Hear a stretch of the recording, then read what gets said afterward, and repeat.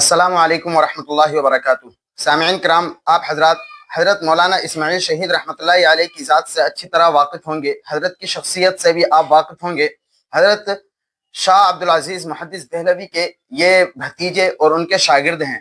हज़रत की ज़ात को लेकर के, इनकी इबारात को लेकर के बहुत सारे एतराज़ात करते हैं। मौलाना अहमद रज़ा ख़ान के हल्क़े असर में सबसे ज़्यादा हदफ़ तान मौलाना इस्माइल शहीद रहमतुल्लाहि अलैह की ज़ात ही रही है, क्योंकि इनके ज़्यादातर एतराज़ात हज़रत मौलाना इस्माइल शहीद रहमतुल्लाहि अलैह की इबारात को लेकर के रहते हैं। जैसा कि नमाज के अंदर नबी अलैहिस्सलातु वस्सलाम का ख्याल आने से नमाज टूटने का इल्ज़ाम, और इसी तरह हुज़ूर सल्लल्लाहु अलैहि वसल्लम का दर्जा बड़े भाई के मुसावी और बराबर होने की तोहमत, ये सारे इल्ज़ामात इन्हीं के ज़िम्मे लगाए जाते हैं। अलावा जी मौलाना अहमद रज़ा ख़ान ने 1309 के अंदर अपने शाया करदे रिसाले सुबहान सुबह के अंदर 75 वजूह से हज़रत मौलाना इस्माइल शहीद की ज़ात पर कुफ्र का इल्ज़ाम लगाया है और आपके कुफ्र को साबित किया है। उसके बाद 1316 के अंदर एक रिसाला मौलाना अहमद रज़ा ख़ान ने लिखा, जिसका नाम अल-कौकबतु शिहाबिय्या फ़ी कुफ़रियाति अबिल वहाबिय्या है। उसके अंदर भी कम अज़ कम 70 वजूह से हज़रत मौलाना इस्माइल शहीद रहमतुल्लाहि अलैह की ज़ात को टारगेट किया, उनके इबारात लेकर के और उनके कुफ्र को साबित किया। लेकिन मज़लूम की आह का असर देखिए कि बाद में मौलाना अहमद रज़ा ख़ान खुद इस फतवे से रुजू करने पर मजबूर हो गए। देखिए मौलाना अहमद रज़ा ख़ान ने एक रिसाला लिखा सुबहान सुबह, मतबूआ अजीमाबाद, इसके सफ़ा 80 पर मौलाना अहमद रज़ा ख़ान लिखते हैं कि इमाम ताइफा यानी इस्माइल देहलवी के कुफ्र पर भी हुक्म नहीं करता कि हमारे नबी सल्लल्लाहु अलैहि वसल्लम ने अहले ला इलाहा इल्लल्लाह की तकफीर से मना फरमाया है। यानी जो शख्स ला इलाहा इल्लल्लाह पढ़े उसकी तकफीर से हमारे नबी सल्लल्लाहु अलैहि वसल्लम ने मना फरमाया है। उसके बाद देखिए मौलाना अहमद रज़ा ख़ान अल कौकबतु शिहाबिय्या फी कुफ़रियाति अबिल वहाबिय्या, जो 1316 हिजरी के अंदर मौलाना अहमद रज़ा ख़ान ने शाया किया था, उसके अंदर सफ़ा 62 पर लिखते हैं कि हमारे नज़दीक मकाम एहतियात में इकफार यानी काफिर कहना से कफ़े लिसान यानी ज़बान रोकना माखूज़ो मुख्तारो मुनासिब है। यानी ये कहते हैं कि हमारे नज़दीक मकाम एहतियात यह है कि इकफार यानी काफिर कहने से ज़बान रोकना बेहतर है। उसके बाद इन्होंने एक रिसाला लिखा है सल्लुस सुयूफल हिंदिया, उसके सफ़ा 22 पर मतबूआ अजीमाबाद, इसके अंदर लिखते हैं कि लुजूम और इल्तिज़ाम में फ़र्क है।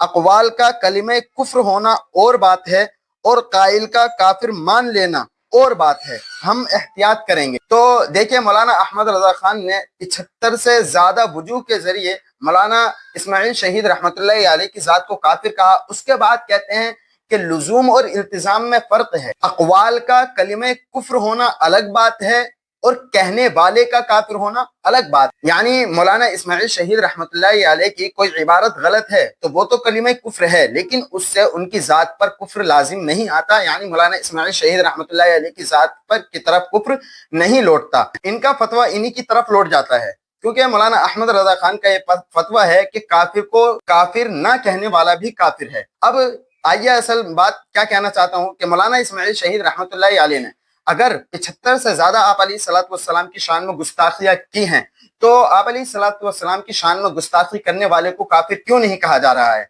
हम उलमाए देवबंद, हम मौलाना इस्माइल शहीद रहमतुल्लाहि अलैह की किसी इबारत में हम ऐसा माना मुराद नहीं लेते जिससे मौलाना इस्माइल शहीद रहमतुल्लाहि अलैह को हम ये कहें कि उन्होंने आपकी शान में नौजुबिल्लाह गुस्ताखी की है, क्योंकि हम तो ये मानते ही नहीं कि मौलाना इस्माइल शहीद रहमतुल्लाहि अलैह ने कोई आपकी शान में गुस्ताखी की हो। लेकिन मौलाना अहमद रज़ा ख़ान ये साबित कर चुके हैं कि मौलाना इस्माइल शहीद रहमतुल्लाहि अलैह ने आपकी शान में गुस्ताखी की है। अब आपकी शान में गुस्ताखी करने के बावजूद भी उनको काफिर ना कहना, ये तो इनका फतवा इन्हीं की तरफ लौट जाता है, इन्हीं की इबारत के जरिए। अब इससे कोई ये ना समझे कि ये फतवा उनके पहले का है, बाद में हो सकता है कि उन्होंने रुजू कर लिया हो और तौबा कर ली हो, ऐसा कुछ नहीं है। और ये कहना भी गलत है, क्योंकि उनके साहिबजादे ने जो उनके मलफूजात लिखे हैं, मलफूजात के अंदर इस चीज को लिखते हैं। देखिए इबारत समात फरमाइएगा, मलफूजात हिस्सा अव्वल सफ़ा 53 पर ये लिखते हैं कि इस्माइल और वहाबिया के अक़वाल में फ़र्क है। हम मुतकल्लिमीन का मजहब ये है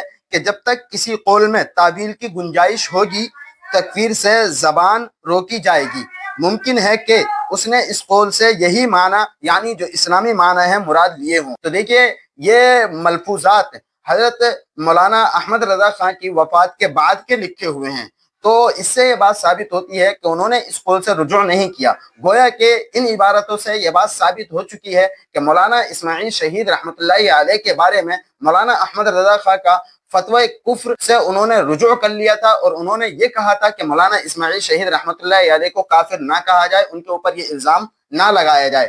اب آتے ہیں اس وجہ کی طرف کہ آخر ایسا کیوں کیا، یعنی پہلے ان کو کافر کہا، اس کے بعد کافر کہنے سے رجوع کیوں کیا، اپنی زبان کیوں روکی اور اس سے توبہ کیوں کی۔ دیکھیں، مولانا اسماعیل شہید رحمۃ اللہ علیہ شاہ عبدالعزیز محدث دہلوی رحمۃ اللہ علیہ کے بھتیجے اور ان کے شاگرد ہیں۔ ان کے شیخ طریقت اور قائد تحریک جہاد حضرت مولانا سید احمد رحمۃ اللہ علیہ شاہ صاحب کے خلیفہ تھے۔ اس روحانی نسبت اور وابستگی کے پیش نظر بتلائیے، کیا کوئی یہ جرأت کر سکتا ہے کہ کسی اتنی بڑی ہستی کو کافر کہے؟ اور دوسری بات یہ کہ ان کے علاوہ کچھ ایسے علماء جو حضرت مولانا اسماعیل شہید رحمۃ اللہ علیہ سے مسائل میں شدید اختلاف رکھتے تھے، شدید اختلافات رکھنے کے باوجود بھی وہ حضرت مولانا اسماعیل شہید رحمۃ اللہ علیہ کو اعلیٰ درجے کا مسلمان مانتے تھے اور ان کو اعلیٰ درجے کا مومن مانتے تھے۔ اس نسبت کے پیش نظر ان کو کافر کہنا کوئی آسان بات نہیں۔ ان میں سر فہرست مولانا فضل حق خیرآبادی،